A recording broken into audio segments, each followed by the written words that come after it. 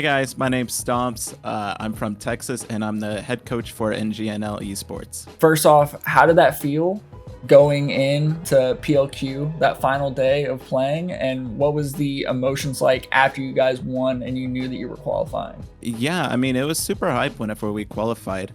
Going into it, we already kind of knew we had it in the bag. I was working with the boys 3 weeks prior to it, and me personally, I've qualified for every pro league I've played in as a player, so this was my first time coaching. And going into it, there was some rough spots that we hit. The week leading up to it, I knew we had it in the bag. We were placing first and second every single scrim block. I don't know, it just all added up. Everything just looked perfect going into it. What got you into competitive Apex? So I was already a little introduced into esports. My cousin competed in Fortnite for Luminosity at the time also. I already had that competitive drive. So when Apex came out, I played it with one of my college friends and immediately fell in love with the game. Due to my cousin's connections in Fortnite, I kind of got onto a team early on with Apex and was just scrimming right out of the gate, you know? Everything just kind of added up. It was almost as if it was meant to be. What was early Apex competitive like? Like, how often did metas change with like legends? Because I know like at one point Gibby was just in every sort of legend comp that you can think of. Gibby actually took a while to come into meta. It wasn't until like a year, maybe 2 years actually, until Gibby came out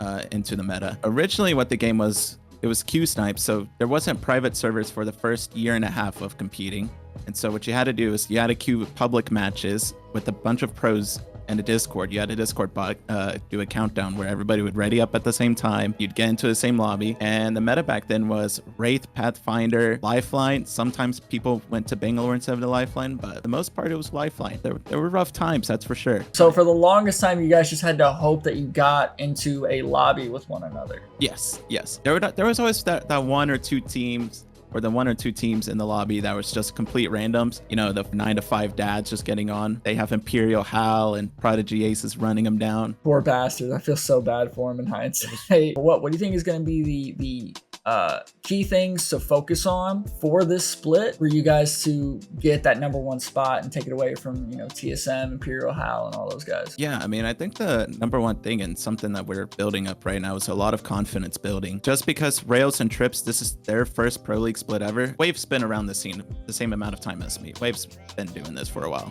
We're pretty much the same in terms of like resumes. But Trips and Rails are brand new, so I think a lot of this split's just going to be based on growth. We're also adapting to a new meta. A new season did just come out, and Pro League is 3 weeks after a new season. But yeah, it's just mainly confidence building right now, which the team does have it, but we'll see once we get into a pro lobby how that stacks up. So you mentioned the new season coming out. The new legend Alter, do you think she has a place in the meta? Because I've seen her abilities, I've seen her gameplay, and she is pretty gnarly. So do you think she has a place in the, you know, the comp environment, or is it still too early to tell? Whenever new seasons drop, everybody always thinks the new legend's going to be the new meta pick.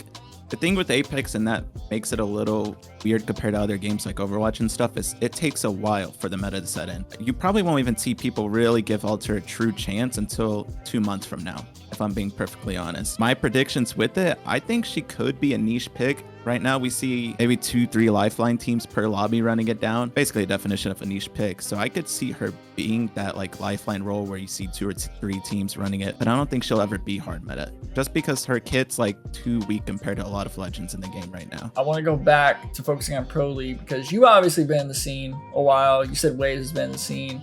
Who do you guys think is going to be the most trouble for you guys? Who do you guys think that would be in Pro League for you? I mean, I'm sure the boys have a different answer just because they've been competing with one another a lot longer, because I only joined the team 3 weeks. I think their biggest rival is going to be CCE, to be honest. That was another Pro League qualifier team that just got into Pro League.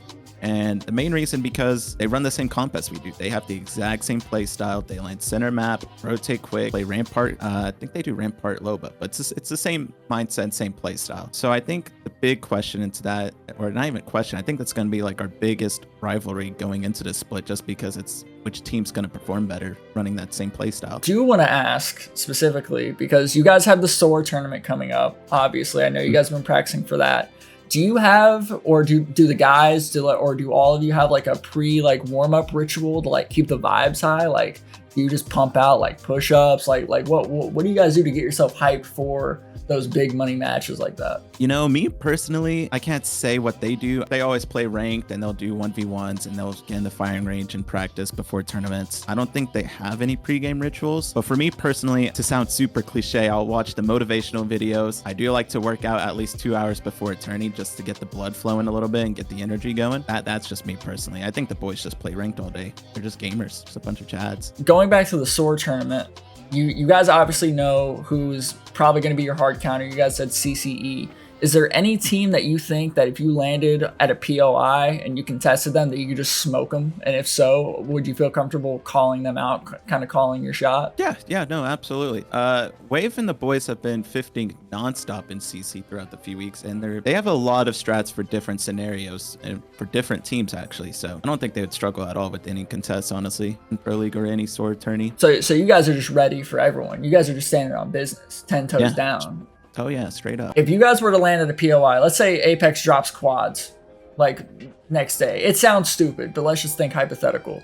If you guys were to land at a POI, who is the first one to get blooded, and why would you think they would be the first one to get blooded? Rails. Rails. I don't even have to think about that. Rails, yeah. Does he just full send everything or what? He full sends it, man. And I love it because that's his role on the team. His role is kind of like an entry frag, but man, sometimes he turns off his brain. He just tunnels, you know, he just runs and guns. Is there anything you want to say to the people watching at home? Appreciate the support from the fans, obviously. I know whenever we were streaming POQs, which we're not a big streaming team, but there was a lot of people tuning in and a lot of people rooting for us. So just want to say appreciate it, and hopefully we keep doing y'all proud. All right, I appreciate it, man. Thank you for your time today. Do you have any socials that you want to plug at the very end, so that way your editor can add them in? You could follow me on Twitter, or X rather. It's just Stomps with 2 Z's, or Twitch, which is just Stomps normally, and that's really all I have for socials.